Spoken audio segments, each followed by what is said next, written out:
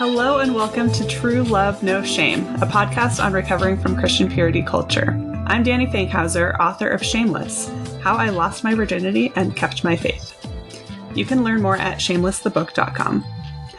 I'm here today with Christina Weber, creator of Underground Unattached, a curated dating experience.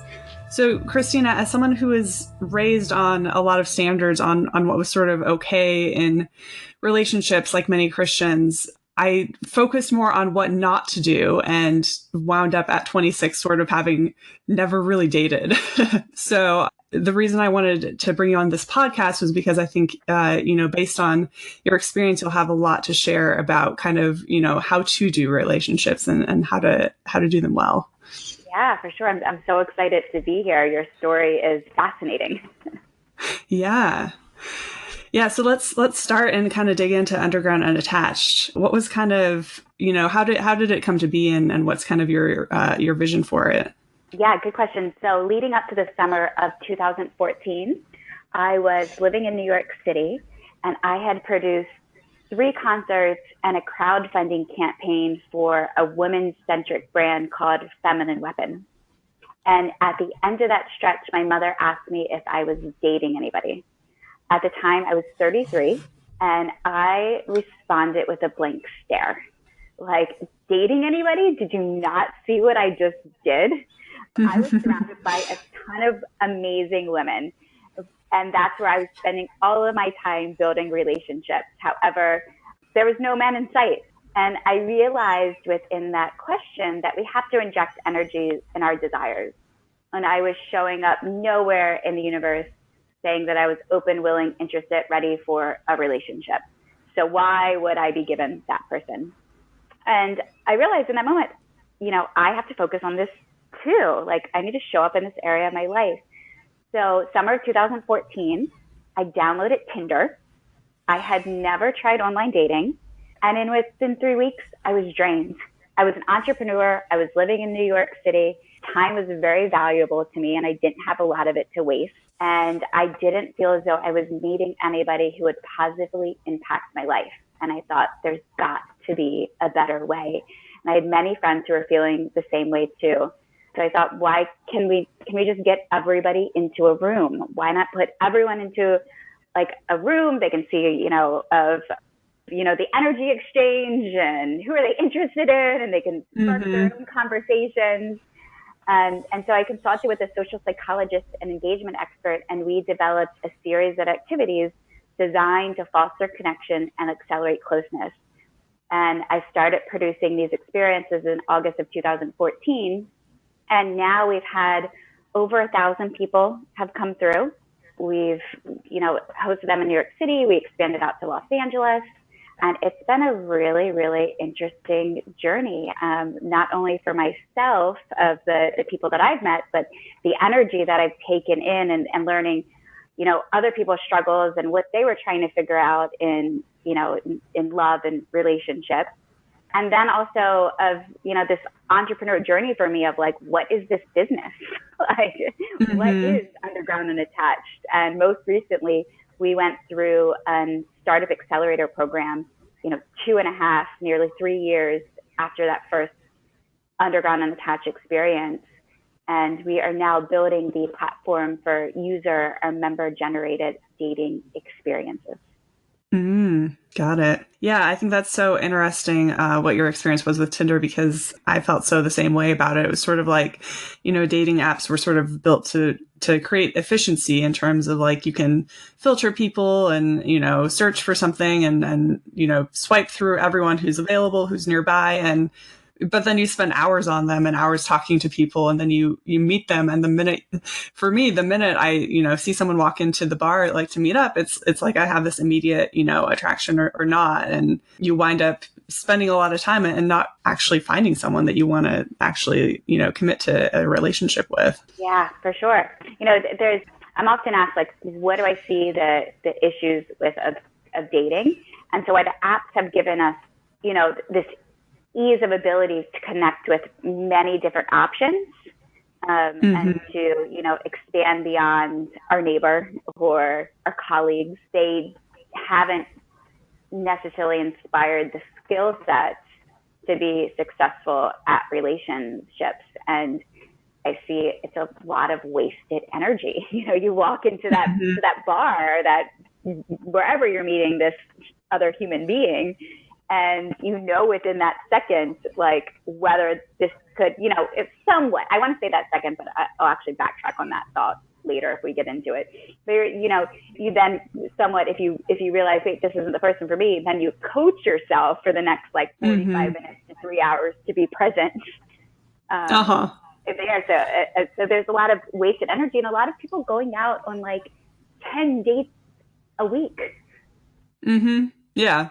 How much chance you're actually giving that person when you've got 9 others lined up. Exactly. Yes. And women, I think we're craving a man to show up. Like we want a man to give us like, full focus and energy. And that's really hard for them when they have, 6 other dates that week that they're seeing after you. Mm-hmm. Yeah. Yeah. And I like also that you mentioned the social psychology. That reminds me of, I think there was a New York Times article and now a book about the 36 questions to fall in love with anyone. And I think that's so interesting. What have you kind of found are some of the conversation topics or things that sort of open people up to find that connection? What's on their mind? A lot of, I work one-on-one as an inner guide with clients as well. And I was talking to one of the guys I work with. He's 28 and lives in New York City a couple of days ago. And we were having this conversation of, he's like, when I meet somebody, there's like the questions of where do you live? What do you do for work? And so how do you get past that? And I said, you say what's on your mind. So often we're all striving for connection with another person, but we're all trying to figure out like what to say. And if we start really revealing like what's going on in our world and in ourselves, like what our struggles are, what our challenges are. So even, a lot of my conversations are about dating and relationships. And what a fascinating topic. I can say that probably one of the reasons that because I didn't expect to be at the center of the dating industry. This wasn't my planned journey. But when you open up and you talk about dating and relationships, everybody wants to sit there for hours and talk about that subject. So even just that itself, like, how is your experience with dating? Who are you meeting? Like, what was your childhood like? Of, getting past those, surface conversations. For this specific, client, he was telling me about that his, one of his best friends at work had just got a new job and he was leaving and he was feeling a little bit bummed that his, best guy friend at work is taking a new job. And at the time we were talking about conversation points and I said, there you go. That's a conversation point. Hey, sharing what is happening, what we're experiencing from an emotional level with another human being, and then, talking through that with them. We're all like going to, therapy, thank God, is on the rise that people are seeking counsel. But if we even just start opening up to each other and really sharing like what the juicy good stuff is happening with us, and that's what the 32 questions inspire. If you read through those questions, it's that deep good stuff.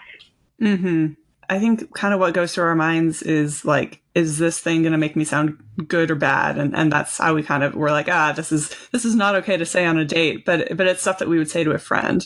Yeah.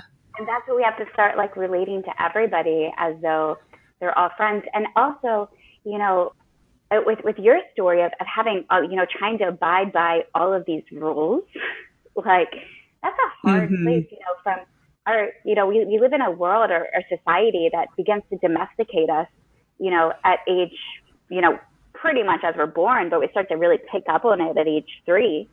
And, we're first domesticated by our parents, and then we go to school and we're taught about to all be the same. And so this phase to go through of the study of self, of actually really sharing who you are as a human being. I hate right now that, unfortunately, a lot of people are turning to Google to help answer relationship challenges. But really, the answers are, we're all different. I've never met, if you think, like, do you know two people that are the same? Have you ever met two people that are the same? Yeah. Is that an actual question? That's an actual question. Have you ever met two people that are the same people? No, I have not. Yeah, so like to have rules to be like, you should do it this way, you should do it this Right. way. Like, Yeah. it's all about like you and that whole search and study for yourself. That's, I think, where the greatest love starts, is with you. Mm-hmm. Yeah, I like that so much because I think that's especially true in Christian culture where there's a lot of rules, but I also see it outside of that of like, should you sleep with someone on the first date, or, is this a good pickup line, or something like that? And it is so different for each person. Yeah, people are Googling those questions. Yeah. So I like that you mentioned that there was your mom that kind of, asked you, are you dating? And in my experience, my mom just kind of never wanted to talk to me about dating, whether there was like a certain age where I was allowed to date or not. And it just kind of never came up for us. So I'm curious what childhood was like, and if your parents taught you specifically anything about dating or what that was like. You know what? I can say that I kind of grew up in a, like, feeling that there was like this sense of wrongness in how the world worked. My parents, when I was a senior in high school, they had a rocky relationship probably from when I started to realize from like 11 onward. My father struggled with addiction, or had an intimate relationship with Jack Daniels. Mm-hmm. And so I never necessarily saw this healthy relationship between the two of them. I do hear, though, from my memory, I hear from family members that they had a beautiful relationship up until I was like 10. So I'm sure I absorbed that as a child. Mm-hmm. But, when at 33, when I wanted to focus on this area of my life, and I had started at around 28, probably like 30, I was introduced to Kabbalah, and that was kind of my first door open into spirituality. And as a child, I was raised Catholic. And when I was confirmed at 13, my parents were like, okay, great, we're done church now. You got confirmed. Yeah. And so I think they were always, figuring out their relationship. And I remember sneaking into my mom's room at times and opening her journal and reading about the challenges that she was having with my father and their addiction. And I look back on their relationship, and they were just married really young. Like they did what, they were both raised in super Catholic families. My father, one of 9, my mother, one of 5. They were each other's first. Mm-hmm. So you have sex and then you get married.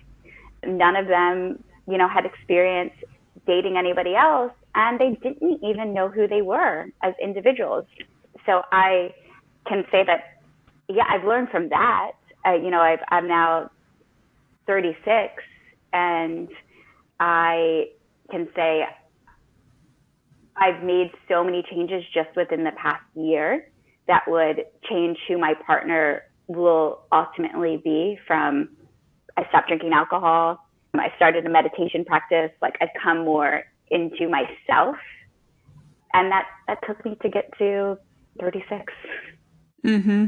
Yeah, it's so true. I feel like at least each decade, from age 20 to 30, and, maybe even more frequently than that, I sort of reinvent myself. And it's crazy to think of, the types of people that I pictured myself with at 20 versus 25 and 30.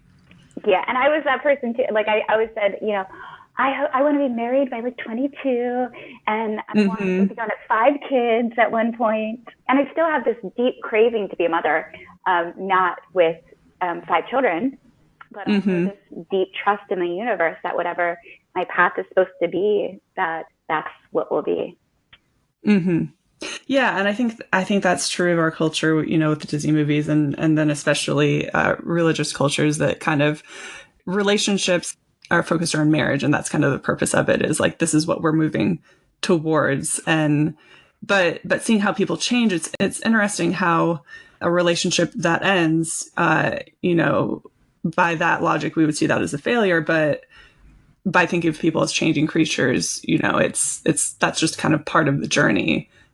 So what have you found in terms of like, are people you work with in Underground Unattached, are they looking for like that permanent relationship, or are they just, looking for something meaningful? Kind of back to, I've never met two people that are the same. However, we've just wrapped up a pre-beta experience where we, have switched our experiences to host it by our members. So for example, we did an improv workshop, we did a meditation meets the Beatles, and we did a comedy show in Los Angeles recently. And at the end of it, and even, prior to this, I've been asking the question on a scale from 1 to 7, how important is it for you to find someone to have a healthy relationship with? And I would say 90% of the people answer that question with a 5, 6, or 7, like they're ready. I find that from an age perspective that I'm seeing that it's with women, it seems like in their 30s that they're ready. And from men, it's like above 35, like 35 to 44 is when they're ready. So if you look at that data, while again, no two people are ever the same, and there's always outliers from a statistical standpoint, there are some people in their 20s, and granted, I have to say a lot of my work is done in the big cities, New York City and Los Angeles. However, I don't think that the mentalities have changed. So it's not that in smaller suburban areas that people are more ready for their relationships at 20. It's just they embark into them, and then they have to do a lot of the self-work and transformational work together. And I'll say that with a tip that I work, one of my advisors is Dr. Sarah Nazaradam, who's a renowned social psychologist. And she pointed to me that, when someone is doing developmental work or self-work, if they're in a relationship and you're reading a book that is changing your viewpoint or perspective on life, to give that to your partner and have that partner read the book, take the course, do the webinar, so that they have that opportunity to grow and change with you. Yeah. Yeah, I think that's a really important part of relationships, is kind of the willingness to change with the person, because, for going forward, it's like, it's so healthy for people to kind of grow and learn more about themselves. And I feel like there's always the chance you're going to, pick up a new hobby or something like that. And you can't, I think sometimes in relationships, you feel like you have to be the person that person fell in love with, versus like letting them fall in love with the new version of you and the new version of you. Yeah, it's like this even like constant letting go when you're in the relationship. Yeah. Yeah. And to your point before, I despise when people look at like, when breakups happen, that they're like, that relationship failed. They just wasted those 2 years or something like that. Yeah, it's all like relationships, the greatest classrooms. Yeah, I love that. And I also think that gets into one of my questions for you, which was one of these books that I read growing up. I read a lot of books from the Christian bookstore about relationships. And I remember one of them had this idea that I think is also elsewhere in our culture, that two half people can't come together and make a whole, that you have to be a whole person in order to have that like healthy relationship with another person. And it's kind of a weird concept, because it's, are you ever really a whole person? Wow, that's I think that the learning process never ends. You're always in this journey to grow and evolve and become better. And two is when you're not like a quote unquote whole person. It's not that you have this realization like, wait, I'm not whole yet. It's always on this like journey to become, more whole. But from a spiritual perspective, I've heard, and this resonates with me, that if you believe that we're here for self-correction, like to become better versions of ourselves. And you have become the best version of yourself that you can as an individual, so on your own, that universe, creator, God, whatever you believe is a higher power, if you believe, that you'll be sent this other human being, your soulmate, to take you to the next level. And then you guys can grow and evolve together. Now, with that said, that means that probably most people won't meet their soulmate within this lifetime, because you have to be willing to do the work. That other person. However, at the same time, that doesn't mean that you shouldn't have relationships, because again, relationships are the greatest classroom and how we grow and evolve and learn about ourselves. So, I think that there is this, you kind of know when you're entering that next relationship. And I've heard the stories and from a healthy relationship perspective, you kind of look at one as, 3 circles, you as an individual, them as an individual, and then the relationship you create together as its own separate entity. So all 3 separate entities. But it's a journey. Yeah.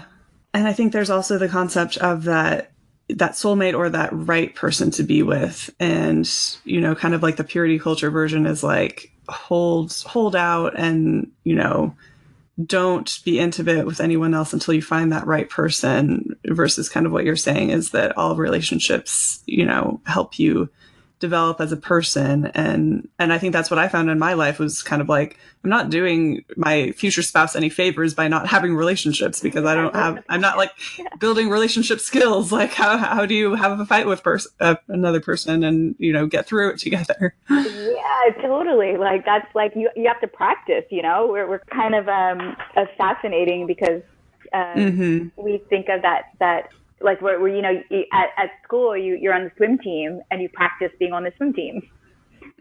Yeah. And then you compete and then you're in it. So where is the practice if you're told to like resist and practice abstinence, Right. Save your strength until the swim meet. Don't practice. Yeah, totally. Oh, that's totally fine. No worries. This is all practice too. Yes. Seriously. Nothing is ever perfect in life. So even our relationships, like even the podcast and the technology, like nothing is ever perfect, and you just have to get out there and do it. Yes, we would never do anything if we were trying to be perfect the first time. Yeah, I can't imagine though. Like, so 26 years and no practice, no relationships. Wow. Yeah, I mean, friendships, but I think there's something a little bit different about romantic relationships in terms of, the skills that it takes. Yeah, for sure. It's interesting that this is your work now too, and which has guided me to this work. Like, there's they say that what you what is it that what you need to learn you teach. Oh yeah, I think there's a lot of truth to that. So, and then I think the other piece of that is this idea of compatibility in terms of this imagined right person. What have you found in terms of, do people kind of know what they need, or do they need to be similar, or is there other factors that make things work? Oh, great question. Compatibility, it's so fast. People come and they make these lists, and especially, with the online dating apps, they force you to kind of make here's how old I think he should be, and this is the height that I'm interested in, and then you pick this ethnicity, and then you can pick your religion. Like, it's just like a smorgasbord of everything that you can pick online. But in real life, when you meet somebody, is where kind of like the juiciness is. It's like you would never know necessarily who you're attracted to unless that person's sitting right in front of you. So I like to just throw the list away. I think the best list to make is a list of all the things that you love about the opposite sex. And granted, this is if you're, if you're LGBT, then make the list of all the things that you like about the gender, or that you hope to be with. So for women, what do you love about men? Write that list. Instead of getting so granular and specific.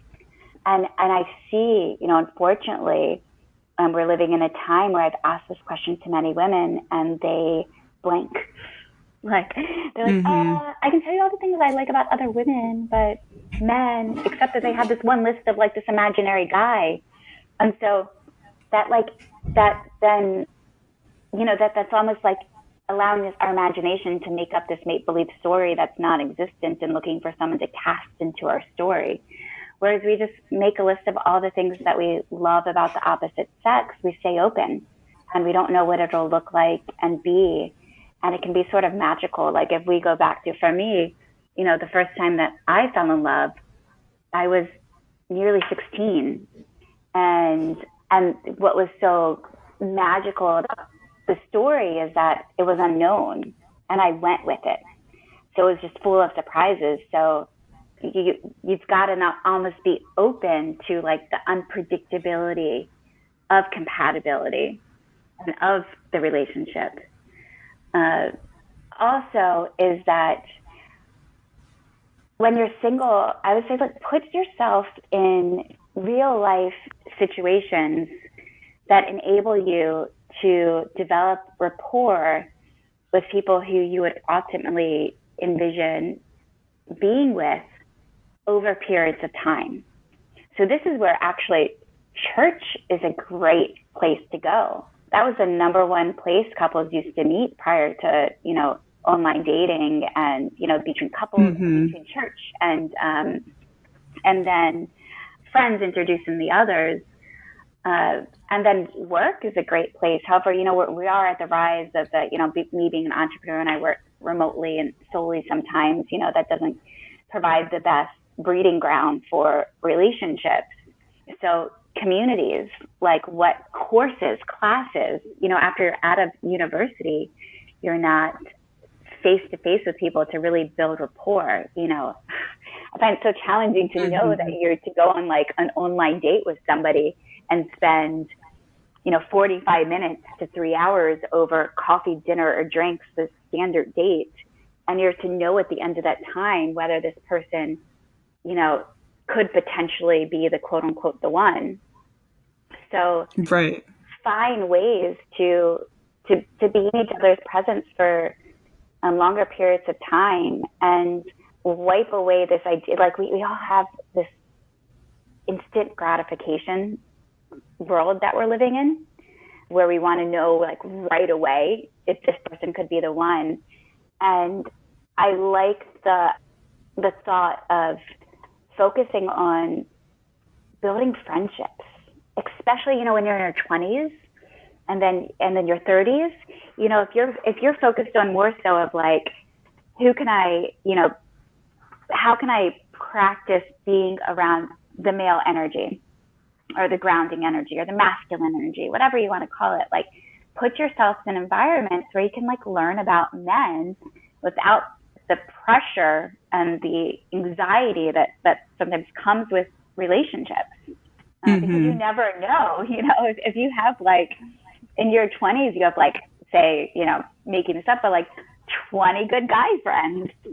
And then you get to your 30s and like, there's, some of those guy friends might transform into something more magical that because you just, because I think we all want to marry our best friend.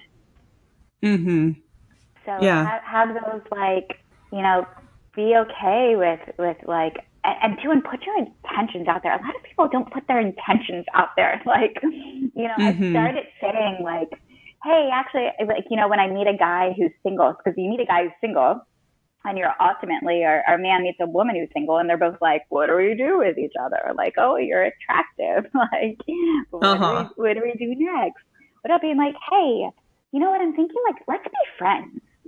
Like, let's see how male and women can be, friends, and practice doing that before, jumping all straight forward into romance. Mm-hmm.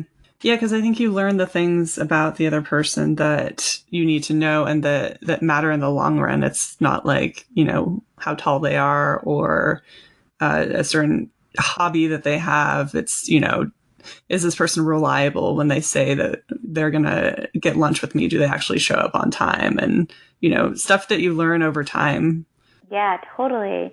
And you also learn how big someone's heart is, like what does loyalty mean to them? I think Mm-hmm. it's always so, I think one of the sexiest qualities of another human being is how they treat people. Mm-hmm. And you really get to learn that about them. Yeah, totally. I feel like we could keep going for hours, but we should probably probably sign off. Thank you so much for joining me, Christina. And thank you, everyone, for listening to True Love, No Shame. Be sure to look for Underground Unattached in your city when it comes. And we will be back soon with more. Thank you.